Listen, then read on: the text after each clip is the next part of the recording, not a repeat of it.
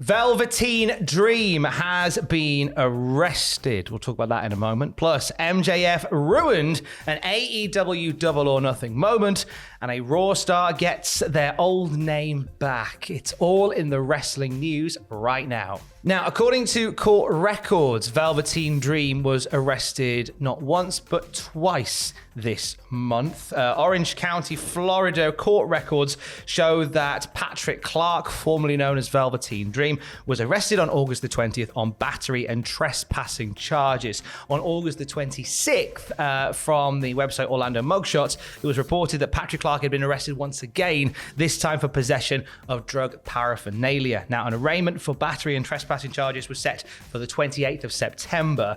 That has since been cancelled. Patrick Clark has pleaded not guilty to battery and trespassing charges, has since paid bond for his release. No word on his plea for the arrest for possession of drug paraphernalia. Of course, this is a rolling news story, not a whole lot to editorialize on this one, but when we find out more about the details of the arrests of Patrick Clark, aka Velveteen Dream, we'll let you know at Cultaholic.com. Now, moving over to the AEW side of things, Wardlow was having a chat with Digital Spy. He ruined it, so he did. He was speaking about, of course, Double or Nothing that entire weekend and the whole fiasco involving MJF. Did he get on a plane? Did he not go to a meet and greet? What the hell happened? We still don't quite know, do we, Tom? No. But Wardlow said to Digital Sky, that should be considered one of the best nights of my life, and it really wasn't. Everything that was going on with Max at the time, and then in my life personally, just nothing was going right, and it's kind of sad that everything built up to this big night, and there was so much that ruined it. And I think that's a fair enough criticism. I really feel for Wardlow. I feel like in all that was going on, all the attention was on the will, they won't, they will, he won't, he of MJF, and not enough attention on this lovely slow build story that was going to make Wardlow a top guy. Yeah, and it's a shame because I think the match itself, I think that went the way it was going to go anyway because of the story, but because of what was happening surrounding the match, and people think, oh, MJF's getting punished because he's not going to that meet and greet because he did or didn't get on a plane for a period of time, we don't know. He's getting punished for doing that rather than just that was the natural finish point of that story between those two. That's it. All that, can we say crap on me? Yeah. Oh, no, we'll know if we can. Your F's, your S's and your Jeffs. other C's. Your F's and your Jeffs, but craps are fine. All the crap with Max and everything he was pulling, I showed up on that day not knowing if I was wrestling. There's a lot more I could say about it, but I don't want to get angry. That should have been one of the best nights of my life. Obviously, the outcome was amazing, but I really didn't ever have the opportunity to enjoy it. And he goes on to say, and this is really rough, I feel like ever since that night, things have just been off.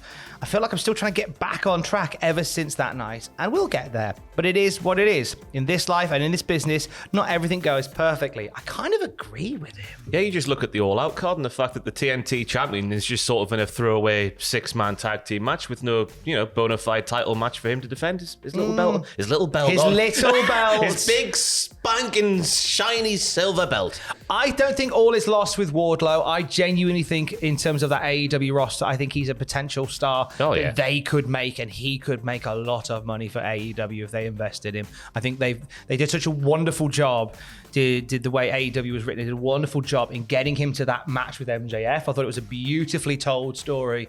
But yeah, the stuff around MJF, the work, shoot, work stuff around MJF sort of overshadowed it. Yep. Really. But there's still plenty of time to get Wardlow back on track. I think he's a great asset to AEW. FTR were talking this week about in terms of things not quite going their way. We reported just the other day that FTR have been removed from the AEW Fight Forever video game. And Sports Gamers Online's managing editor, Mike Straw, seems to think he knows what's gone on here. He said, update regarding FTR and AEW Fight Forever. One reason I was told was that there were some issues with movesets and animations. This has caused changes to the game's launch roster, which includes FTR. It's not the whole answer, but a logical reason why. I mean, who are we to doubt this man and his credibility and his reasoning? The cynical sugar, honey, ice and tea and me, it just seems to think, download the DLC packs and more money. I did see a few people mention that, doing like an ROH DLC pack. Yeah, more money extracted from us fans in this cost of living crisis. It's a sham. How dare you? But I guess make your money. If that's the reason, fair enough. You'd rather have the complete version in the game than just like them not being able to do the sort of big rig correctly, I guess. Yeah, because when they said, "Oh, there's been some issues," I thought I just got these lovely images of someone trying to play it and them doing the big rig and the player just like zipping off into the arena walls. Like, oh no, it's 2K20 all over again. No diss to the game. When we talked about it yesterday, a few people said, "Well, are you slagging the game off?" I'm just not. We're just reporting the fact they've been taken out of the game, and there's probably a reason for it. I for one, am quite looking forward to it because all I've read so far about it is its comparisons to WWF No Mercy, which is one of my favourite wrestling games ever. They do the thing, don't they? The chest block thing. The chest block. It's a tiny little thing. I was like, yeah, that's what you do in No Mercy. So I'm really up for seeing what they do. I'm sure there's an excellent reason. I hate the idea that FTR won't be in the game at all. If AEW want me to spend an extra couple of pennies to get him in the game, I probably will. You probably will. I'm a man with no child and disposable income. Of course I will. Most definitely will. We'll end on a little bit of good news for somebody with a name on Raw. Riddle. For a long time, back in the pandemic era of wrestling, Riddle would appear on Raw despite the fact being called just Riddle, but with a mysterious M on his trunks. Many speculated what that M could mean, as compared it to the Yakult video. Danone. Not Danone. Danone, yeah, it's just like that. But no, it actually stands for Matt, which he's got back after many years of not having it for whatever reason. Vince McMahon, obviously. Yes, he's got it back, though. All's right in the world. Vince was never a fan of those sort of very basic first names, I believe. He wants everyone to be like superstars and be larger-than-life characters. My God. So according to someone, Matt. Can you imagine how big Steve Austin could have been if he was called Austin Jeremiah? No, they would have just gone with Stone Cold. I think if Steve Austin had come along in this era, he'd have just been Stone Cold. Stone. Or Stone versus Rock. It writes itself. So it was done it wasn't made a big deal about. It was just like they went, oh, there's Matt Riddle doing a piece. They did like a nice face-off with him and Seth via camera, which I thought some great promo work from both of them. And then on the YouTube videos, it says, oh, Matt Riddle speaks. Yeah. So it's okay, they've just casually dropped back the Matt. He's not the only one potentially getting a name back. There is rumblings that Theory may be getting his Austin back. Yeah, I think it's good. I think, especially with Riddle, it's a sort of different case because there's name value there from, the MMA world and all that sort of stuff and the stuff he did back in the day. But with Theory, I could never see, and your new World Heavyweight Champion, Theory. But Austin Theory, it's more just of a name, isn't it? Just Theory just strikes up the wrong connotations for me on its own. Yeah, I think you need a first name to it. And I don't know whether there was... I mean, we've mentioned it before, whether there was concern about having another Austin in the wrestling, because heaven forbid, as fans, we can't contemplate two people being called Austin. How can we tell them apart? If only we weren't such mouth-breathing thickos. Thank goodness Vince took away the Austin. Maybe that's the reason Stevie Richards never amounted to anything. Do you reckon? Because he was called Steve, basically. Same as Stone Cold Steve Austin. I mean, you would get them mixed up easily, wouldn't you? How White Sox. Oh, yeah. I would always go, I love Steve Austin, the leader of Right to Censor.